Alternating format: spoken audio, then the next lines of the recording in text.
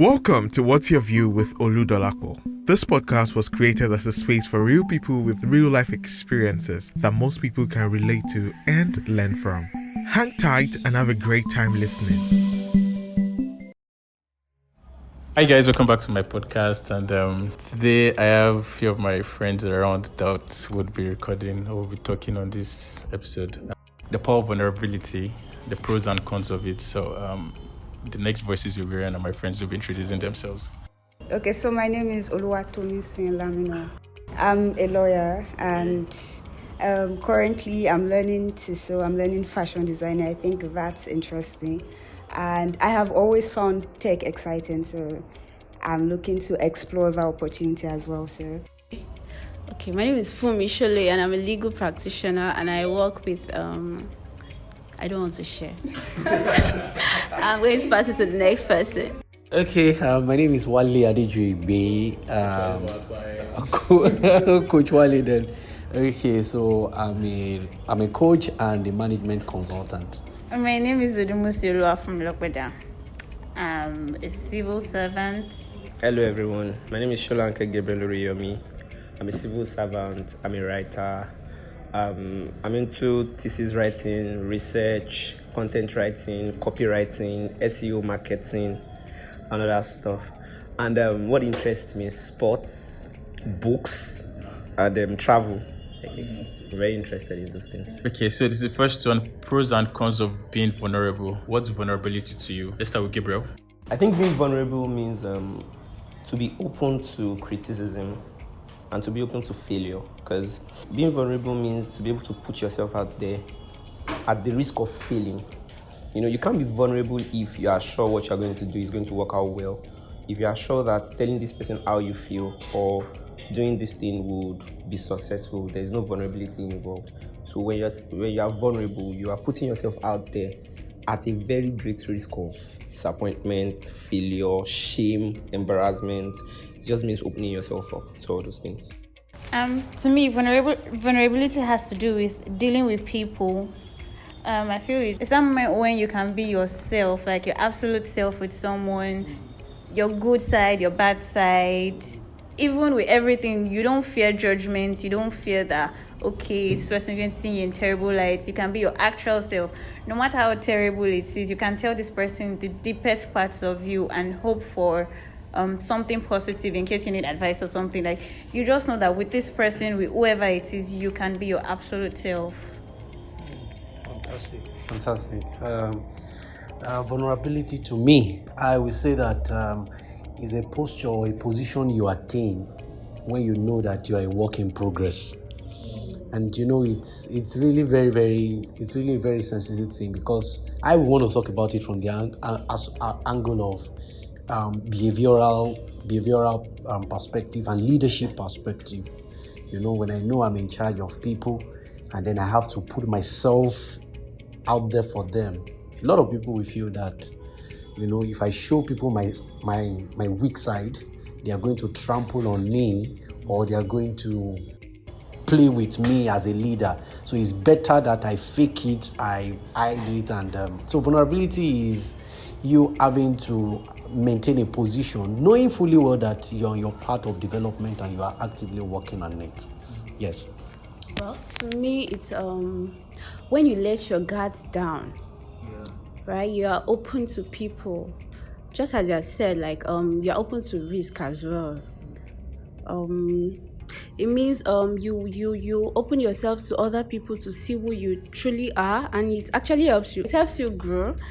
Okay, so I recently read a book by Brené Brown, and I think I will just give an instance that would sum up the whole concept of vulnerability to me. So it would be a scenario.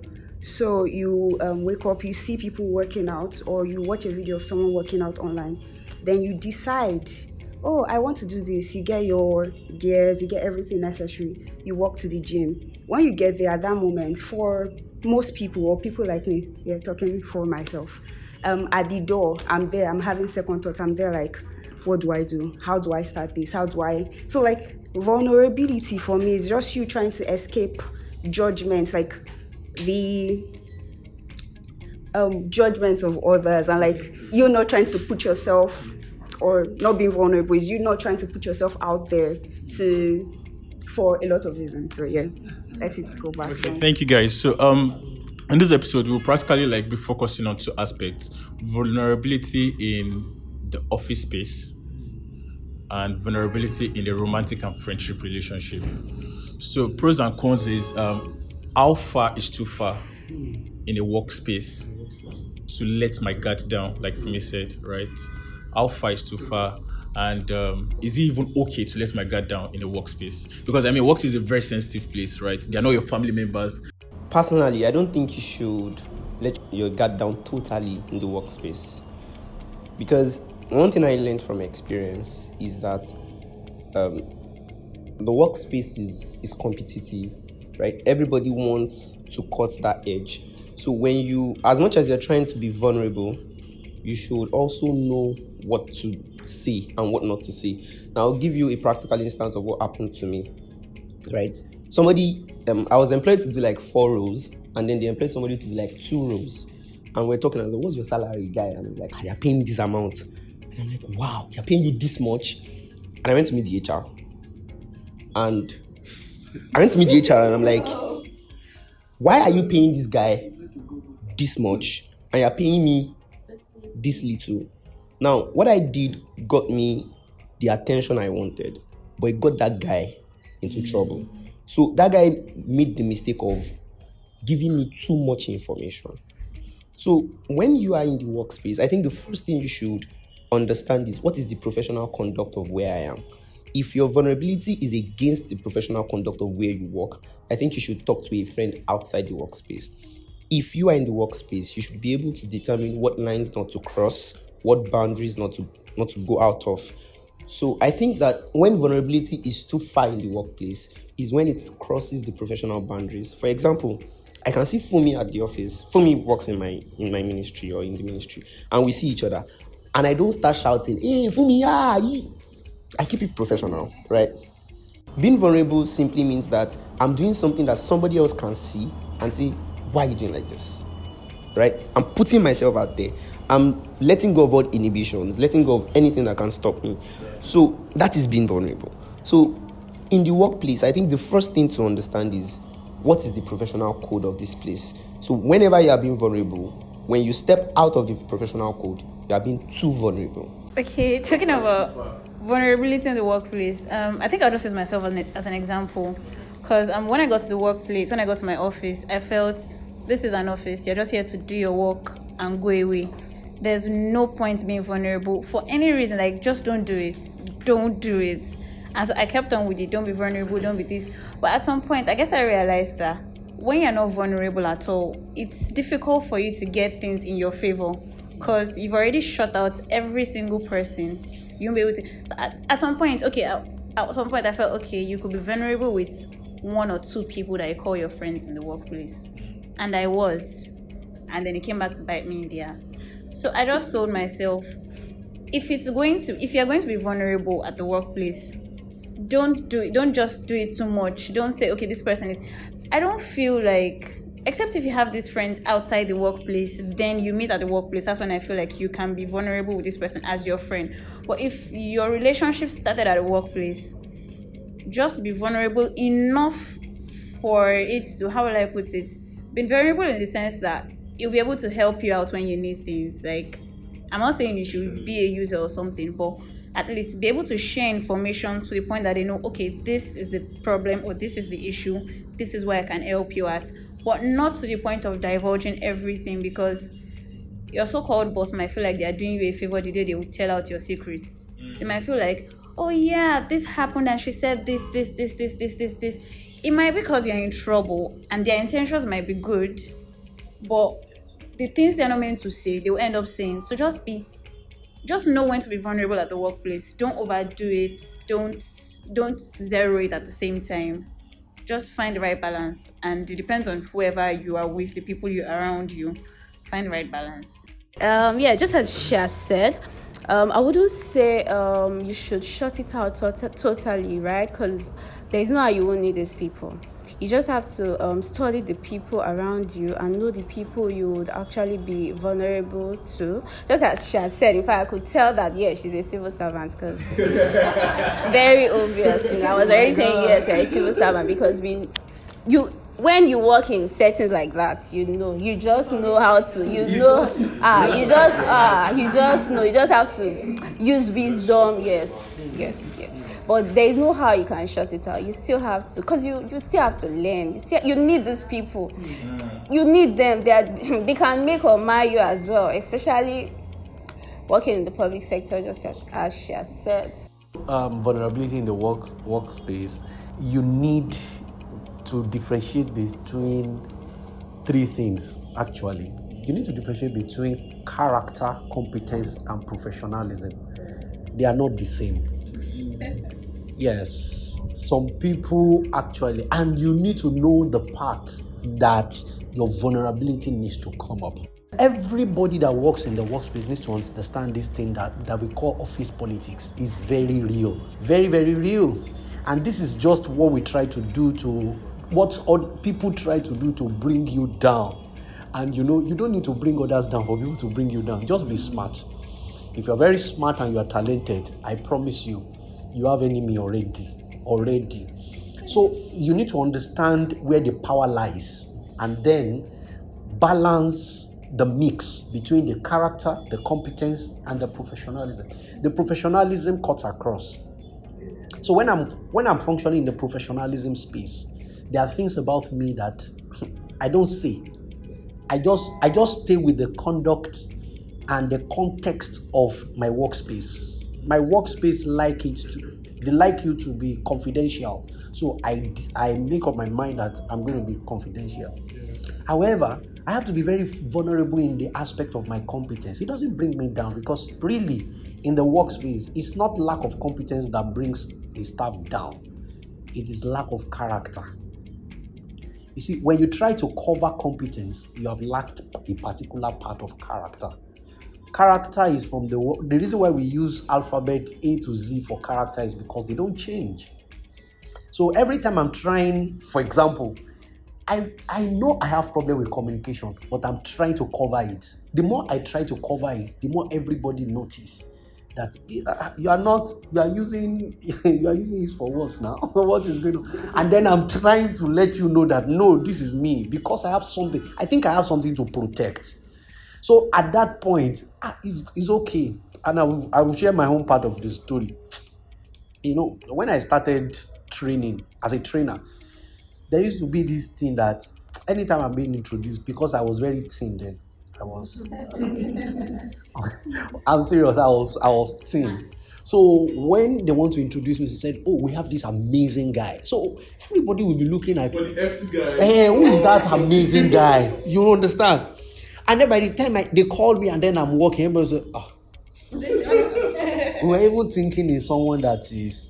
So I know that is a major part for me. It has destabilized me at least twice. So that I couldn't flow the way I was supposed to flow. So at that point, when they invite me like that, and I discover that people are not as expectant as when they saw me, I said, I know your face. I know you are trying to look at me. Me too, I used to tell myself, how come Wale, you are this small? But really, I addressed that. I was open at that point because it allows me to be me at that point. But that is in the aspect of competence. Character-wise, I think it is dangerous when you have to say you are vulnerable at that point. And then you are opening yourself up to people. Yes. Character-wise, whatever it is that you have as part of yourself, I feel that it is something that you should work with someone that is far in the workspace. Work with someone that is far and then begin to watch out for it. Watch out for it to avoid it. When it happens, well, it's one of the things that you have to deal with. All right, so the next question in regards to vulnerability in the workplace, let me bring in a scenario that will help us. I'm working in Office A.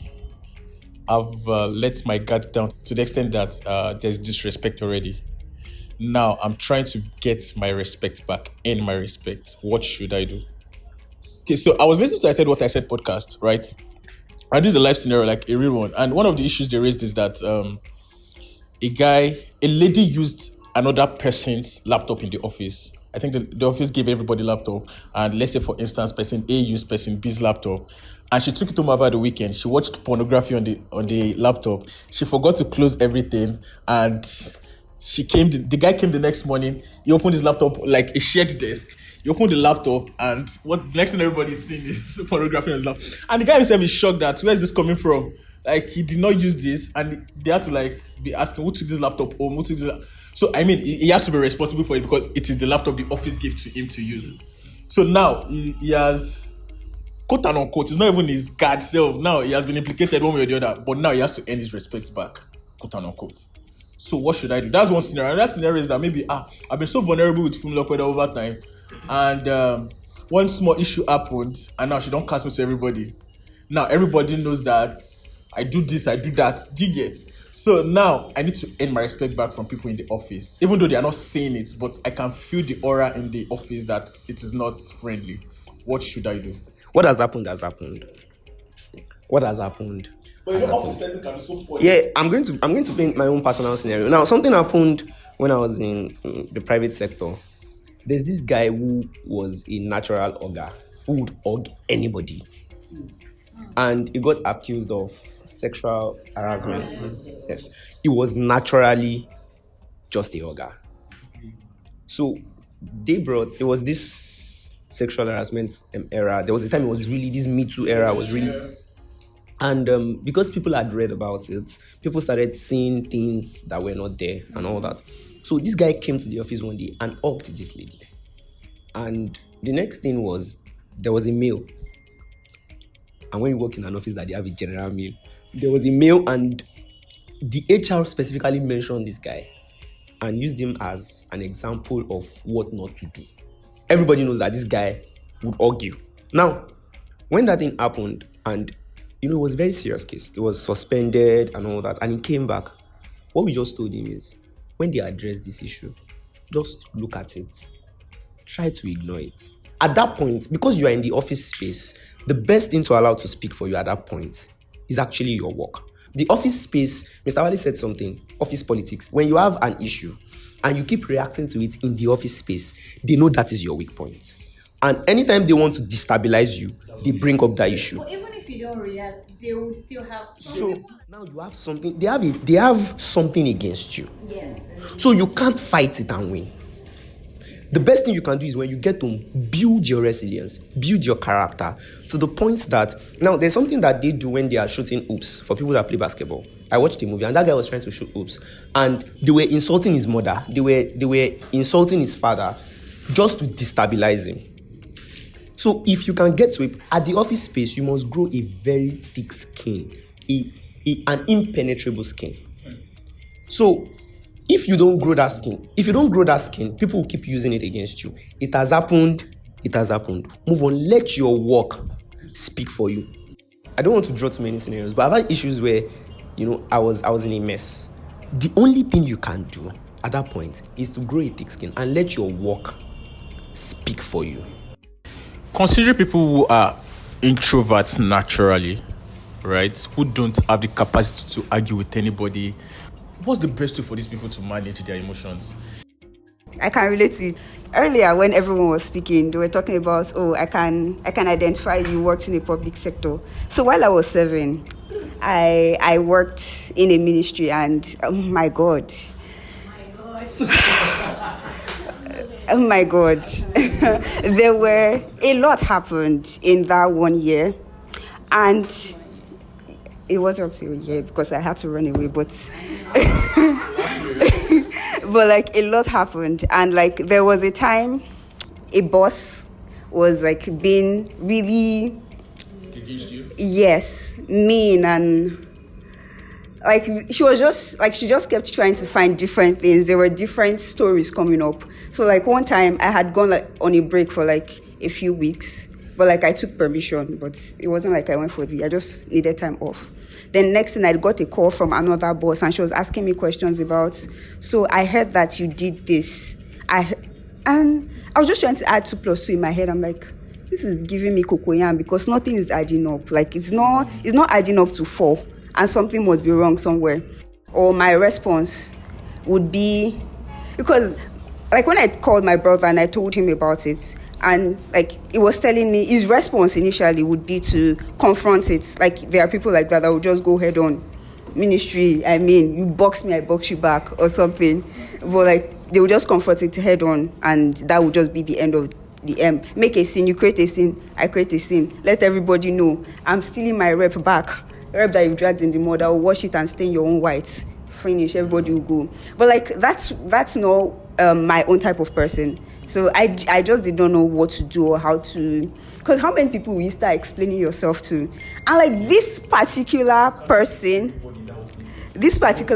is such person that once someone like you know that person in your office that once you give her one news, just be assured like she's the general HR mail.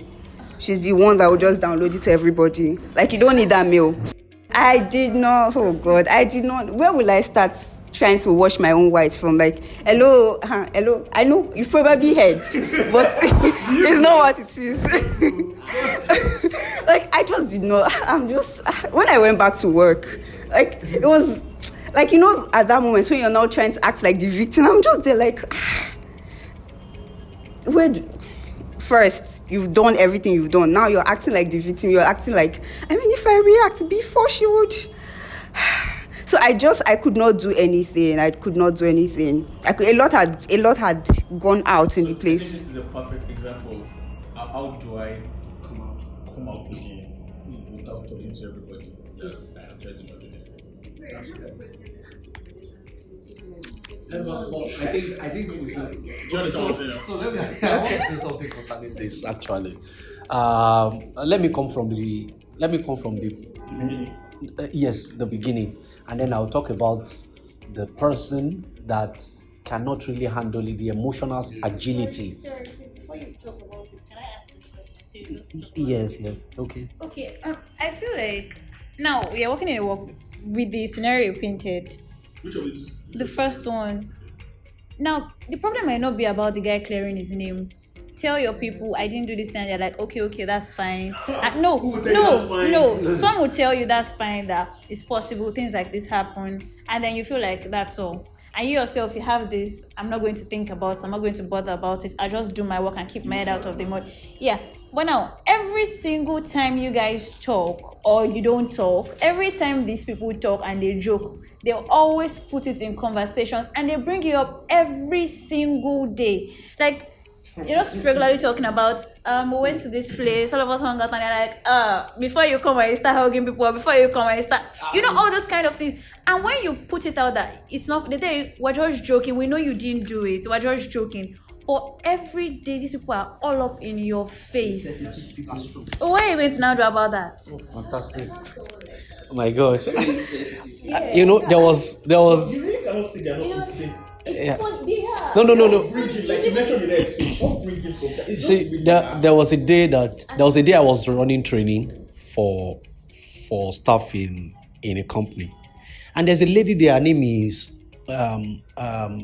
Undukwe something. I've forgotten the name, but in the company they call her Mumukwe, and that's her surname. So she stood up in my training and said, "Please, Coach Wale, can you help me tell all these people to stop calling me?" He said, "Because Mumu means something in my native language that I don't like." While she was saying it, everybody just said, "Mumu Kwe." Everybody just... That might be a worst mistake because now they will capitalize on it. Everybody just push it like that. So I can relate with what Fumi was talking about. That okay, everybody said, okay, we are fine. We've heard you. But the next time we meet in the cafeteria or in the canteen or we are there making, and we are not serious. I agree that I'm not serious. The only thing is that when I get to my secret place, I feel so bad that happened. Yes, I feel so bad that it happened like that. The first thing is for you to understand that it's actually a test of your agility. You can't work in an organization, and I'm not just talking about maybe private establishment or even public. One of the things you must try as much as possible to get quickly is emotional agility. Your ability to stay on the task without being swayed by emotions, accusations, criticism. Because it's okay for you to feel, that emotionally, there are some people you didn't do anything wrong. The only challenge about it is that your task, you have someone that is going through self-esteem that derives joy in bringing down your work. I'm so happy in bringing you down, even though you are doing it well. But I want to rubbish it so that you will feel bad and then you won't be able to go on. And that's where emotional agility, that's where it comes. So someone in that situation found pornography on my laptop and everybody is looking at it. But I thought you said you're a born again Christian. I don't even understand. What do I do afterwards? If there is a company policy or I will be willing, because what you are talking about is how do I get my trust back? Because that's the formation of character. So first thing is that I'm willing to undergo whatever it is that happened to be able to say that this is the consequence that follows it. If it's not termination, sure. But remember that this guy did not do it. That's the excuse. In the place of workplace, nobody has that. If I'm your HR manager, I'm not going to listen to anything. As long as much as possible, everybody has access to their laptops. So that laptop is a private property. It's not supposed to be a public thing. So when you even stand at that meeting to tell me that I'm not the one, you even complicate the issue. Because I want to know why the lady does not have her own laptop to take home, that she has to take yours home. So that's the thing. You just have to, at that level, responsibility beckons. You have to just take up the responsibility. Whatever is going to be the consequence, I bring it up. However, the first place where I begin to get my trust back is my willingness to undergo the consequence on without injury. See, a lot of times, love cures a lot of things. When I go through that consequence and I take the responsibility, some people are looking at you. Amidst they are looking at you and they are seeing a maturity trait in you. Because on a norms, I'm supposed to face that lady and say, you see what you have caused now. He doesn't even know that this is the person. Yes. He doesn't know that. So in that situation, I took it up. I took the consequence up. Fantastic. And then I go through it. And then I continue with my work. So let me assume that you have a lot of people saying, maybe they call you Pono 101. you just have a nickname from that incident. Honestly speaking, I don't want to talk. That was why I said I don't want to talk from the emotional side first. But I want to talk from someone that has the agility first. So, Pono 101, okay, fantastic. If that is my new name, now. Because what happened is that you begin to take power when you appear unconcerned, and then when you go out there. So is that a coping mechanism? Yeah. Then you go out there to be able to do something, to seek. No, wait. You go out there to seek help. Not from them, because you can't get help from them. These are people that you are going to be staying with for the next, maybe you have the plan to stay with them for the next 2 years or 3 years. Maybe you don't even know the number of years you have to spend in the organization. So the more you are trying to show them a part of you that gets injured, because people like it when you are really, really, yes. So at that point, you get your power without being concerned, but you go back. I always say this. There's always a back end to every work you do. There's a back end. There's somebody you should fall back on. Because if you don't fall back on anyone, a lady fall back on maybe the husband or the suitor or spouse. However, there must be someone that you talk to. So if you go out there, there is something to say to you that calms you at a particular point. It's not a permanent situation. I tell you the truth. Why? Because if you run it for long with your not concerned appearance and then trying to maintain professionalism, they let go at some point. Yes, yes. But Coach Wale, talking about, I think the way I feel, we are talking about it from the colleague point of view. Okay. From my own experience, when you have your bosses Okay. now come to tell you, Bo, ìwọ ló ń gbá wọn mú kiri, ìwọ ló ń gbogbo wọn. Yes. Okay. And now you decide not to respond. You now start hearing things like, are you normal? Am I not talking to you? This can be classified as insubordination. And they start giving you a list of things that, okay, now for you not answering me, you've done something wrong. I start hearing things like, Sean coin lane. She agbalagba mama bear or like would I be talking to you and you wouldn't respond. Now in that case, they expect you to respond. At the same time, if you respond, you are going to be in trouble because I do not know how you get the right response. So I don't really think they would want you to respond. You make them look stupid, actually. You make them look stupid. Yeah, somebody is asking you like, My darling, I'm talking. No. That's not a professional. How will I say that? What kind of question is that? You are the one hugging everybody, and you expect me to answer that? You make them look stupid. Actually, they can't force you to answer that kind of question. General common sense. There were times when I was quiet and I still got they didn't train you from home and blah blah blah. On questions like that. You're not supposed to be quiet also. Yes. Why? Because you are dealing with your superior. You are not supposed to be quiet. But yes, thank you. That's where I'm going. You are not supposed to be quiet. What happened is that person is trying to test your emotional strength. As it is, you felt that if you talk, you are going to talk out of place. I worked in a very toxic environment. I don't want to mention the name of the place. It was very toxic. So it was really toxic. Now, even before now, like when I was in my private sector days, it was really toxic. Now it was this toxic. I'll give you a scenario. You go to your boss and you tell your boss, I think we need to. Okay, I was head of operations and I was also maintaining their quality control. So you go to your boss and you're like, boss, I think we need to check the quality of our sachet, right?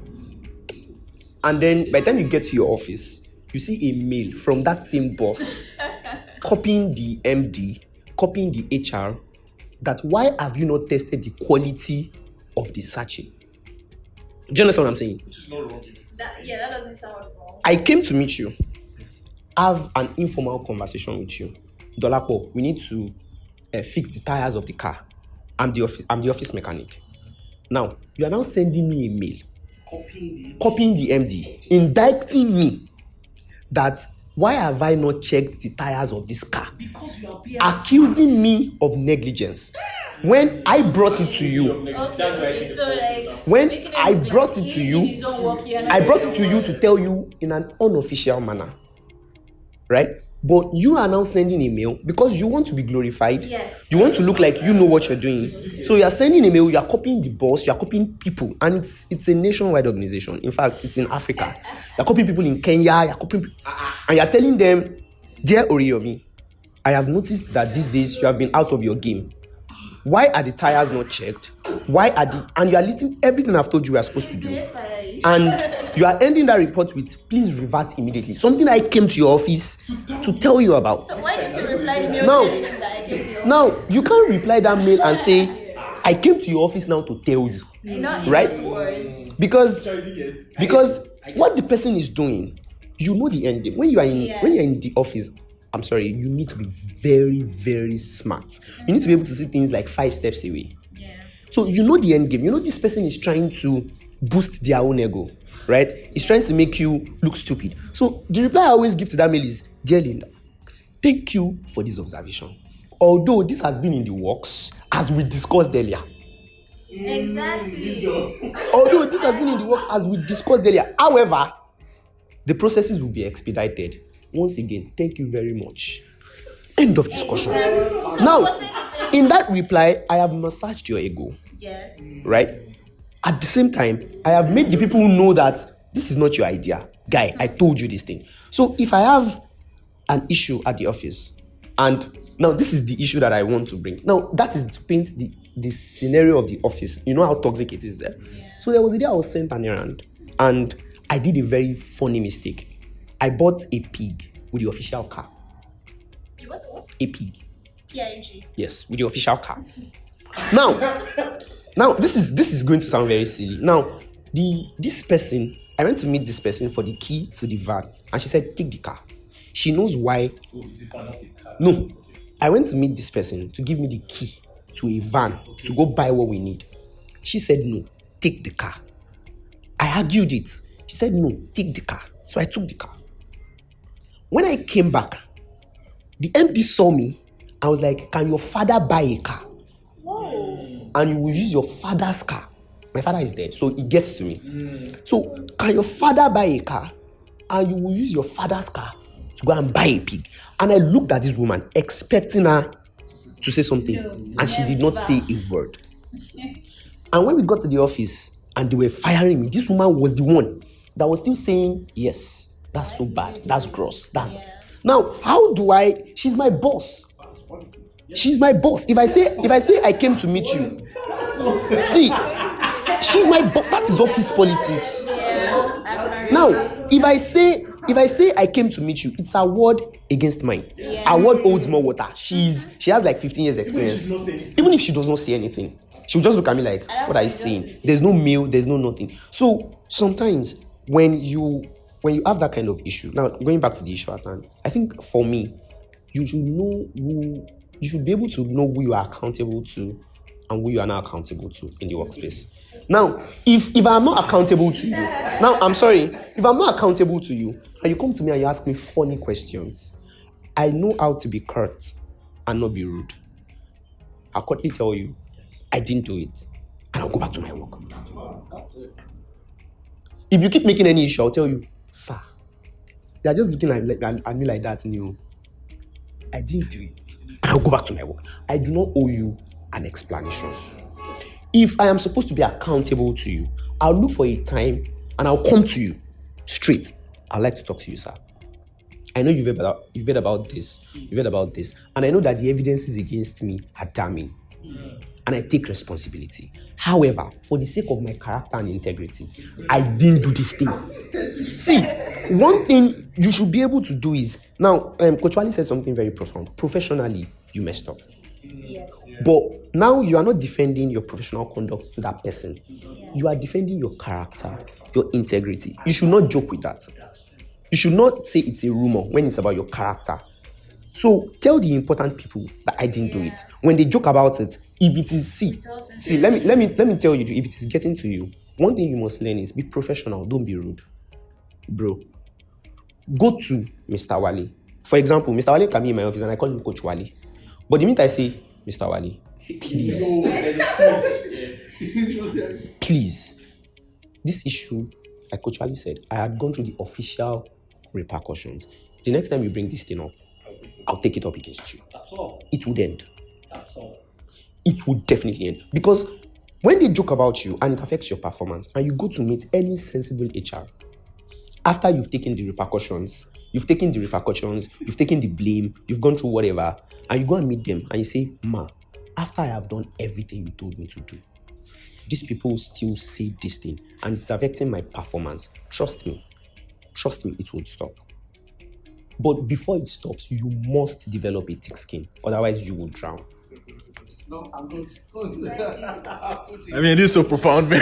And I feel like Oriomi has been in the office space for a long time. So moving on to the other part of vulnerability that I talked about, friendship and romantic relationship. How far is too far in a romantic relationship, and how far is too far in a friendship? How far is too far in friendship and romantic relationship? Friendship for that friends. Yeah, I know. That's like friendship and romantic. For friendship, you have to determine the kind of person you're dealing with. There are some friends that don't be too vulnerable with them. The Yorubas will say, "Oh, fish shaker." They don't mean any harm. But if you're 100% vulnerable with them, you are in deep trouble. They'll still be the same people to come back and tell you, I'm sorry, I didn't know it turned out that way. And they'll be there with you all through the whole phase. But when you already know some people's behaviors, you tend to know what's your limit with being vulnerable with them, the things to tell them, the ways to act with them. Like now, you have a friend that, let's assume you have the word SU friend. and you drink, you smoke, you're trying to stop, but you've not been able to. Do you walk up to that friend and be like, I mess up every single night. I smoke weed. If I'm not smoking it, I'm cooking it. If I'm not cooking it, I'm sniffing it. If I'm not sniffing it, I'm eating it. I don't want to know how close you are. And now the person tells you, I promise I won't judge you. The person will view you in a different light. But now the bad part is that the person will now be trying to like, hey, I don't want it to be like I've changed. But in trying not to act like the person has changed, you notice that, okay, this person is now more careful with you. You're like, I'm coming to your house and she's like, my mom called me. I have to travel this evening. Some even go to the extent of traveling. So for friendship, you should know the measure for your vulnerability based on the person. Now, for relationship, romantic relationship, except if you people are just playing. No, are we playing? What are we doing? Spouse for the married people, or a relationship that you intend to go further to that marriage level. You have to be vulnerable with that person. Normally, issues happen. Sometimes people get coconutted. They know the year word. You know that this person is toxic for you, and then you go. I'm not talking about those ones, because in your right senses, in your God-given sense and ability, you shouldn't go for someone that is toxic. You shouldn't go for someone that is terrible for you. You shouldn't go for someone that will just make sure your negative side keeps on popping up. So going for a relationship with someone, you have to be really vulnerable with that person. It's a two-way thing. You can't be vulnerable and the person is not. As much as we say, you don't do things because someone does something. If I call you every single day and you don't call me, as much as I say, it's not about you calling me, I'll stop. And if you don't start, that relationship will die. End of story. So you should be with someone you can be vulnerable with. The person should be able to be vulnerable with you. You should be able to talk about anything and everything, because like now, it was in the news about the man that collapsed when he found out that the house he has been paying rent for 15 years belongs to the wife.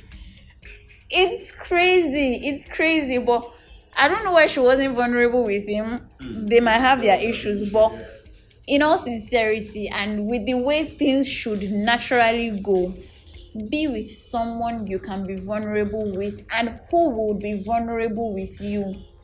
There's no sense in saying, okay, I love you, we're together, but I'm sorry, I can't tell you some things. It's just my friends that would understand. It's a no-no.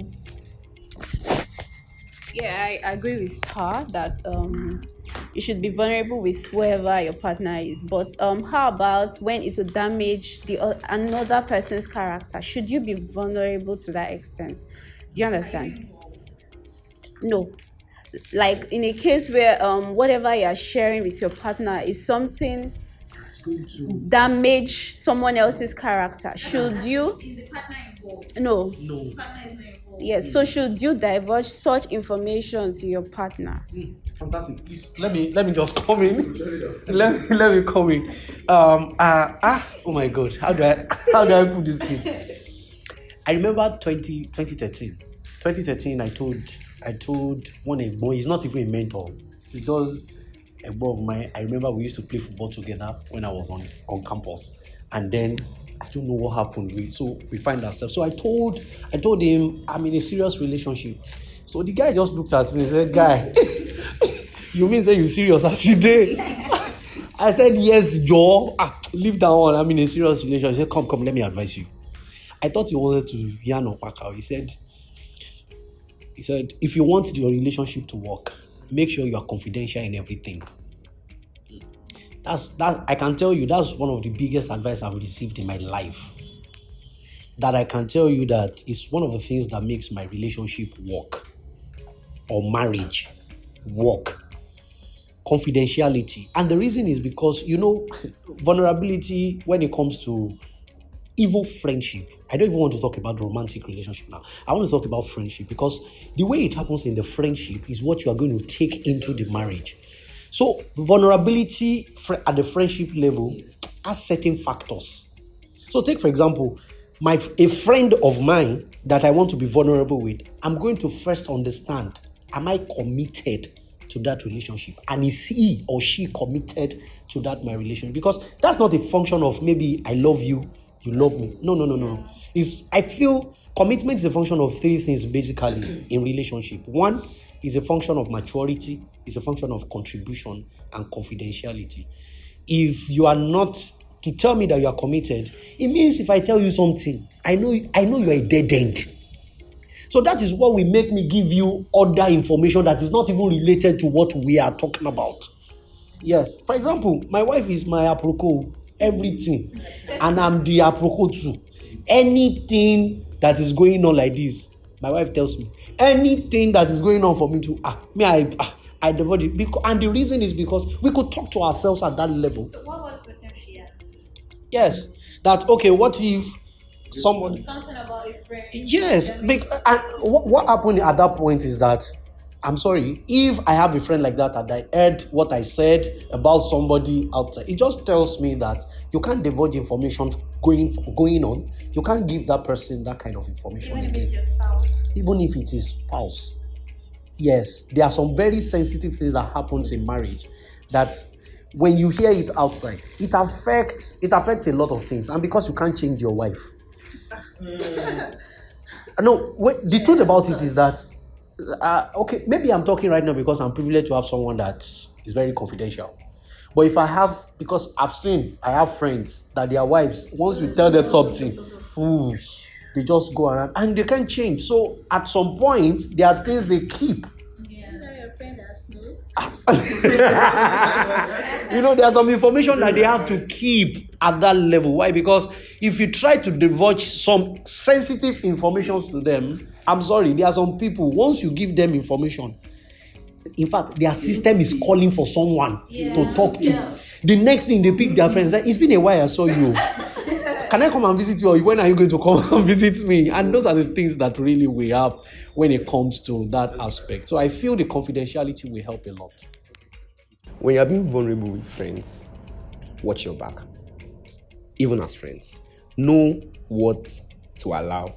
Know what not to allow. Now, in relationships, please build the ability to hold things. Things are going to happen in relationships. They are going to tell you stuff that you are going to want to tell somebody. For a guy or for a lady, the first thing is, before you get into a relationship, develop stamina. Be able to hold things. Because I can speak for guys, I can't speak for ladies. If a lady tells you something once and you start running up and down, she's not going to tell you that thing again. If she tells you, guy, I went to my friend's place and when I got there, I saw 5 guys there and they were dancing and they were naked, and you get annoyed, you're not going to hear any information again. She will lock up. So when you hear it, as a sharp guy, you code it. You hold it in you. You just hold it. You have to learn it. Because if you want somebody to be vulnerable with you, you have to show them that you won't judge them. You have to show them that you trust them. That even though what they are saying sounds funny, I will not look at you in that light. So in a relationship, first thing is have a permanent picture of who you are dating. And not to use it against them. And you won't, even jokingly. For example, October 20, 2020, October 20, I cried. And I cried because I just got denied a scholarship abroad. So I was like, I'll still be in this country for another year. God. And I cried. 2 days later, we were joking. And my girlfriend said, and you'll be doing that guy. That day you sat down here and you were crying. Now, she said it jokingly. We laughed about it. But then the next time I wanted to express myself, I just wore my hoodie and I went out of the house. Right? Because now I know that when you see me cry, I'm going to joke about it, right? So I went away. Then I now called her one day that this thing that like months later, that this thing that you did. What do you mean? I just didn't say anything. She was like, I'm sorry, I was just joking. She has learned not to joke about it. Right? So if you want somebody to be vulnerable with you, you have to show them that they can trust you, that you can handle it. You can handle the information. They can trust you, and that you won't judge them. And how far is too far in a relationship? Trust me, there are some things you don't say immediately. I'm not saying secrecy. There are some things you wait for the right time. Now, there are some things you just need to gauge it. And there's some information you leave part time. You are going to tell them everything, right? You are going to tell them, but you spread the details. You just say, there's some you bring together. You give a summary, then you give the details later. It's just a lot of wisdom. That's why when you are being vulnerable in a relationship, I think the best thing is apply wisdom. Know who you are dating, know what to say, know how to say it. Another thing I've learned is what you are saying is not as important as how you are saying it. I can bet you. Yeah. What you are saying is not as important as how you are saying it. So a lot of times we need to learn that what you want to say, even when you want to share information, is not as important as how you are saying it. Thank you for listening to What's Your View with Oludolapo. Trust you had a great time listening. Feel free to share, like, and leave a comment. You could also reach out to us on Instagram at What's Your View with _Oludolapo. Thank you once again for listening.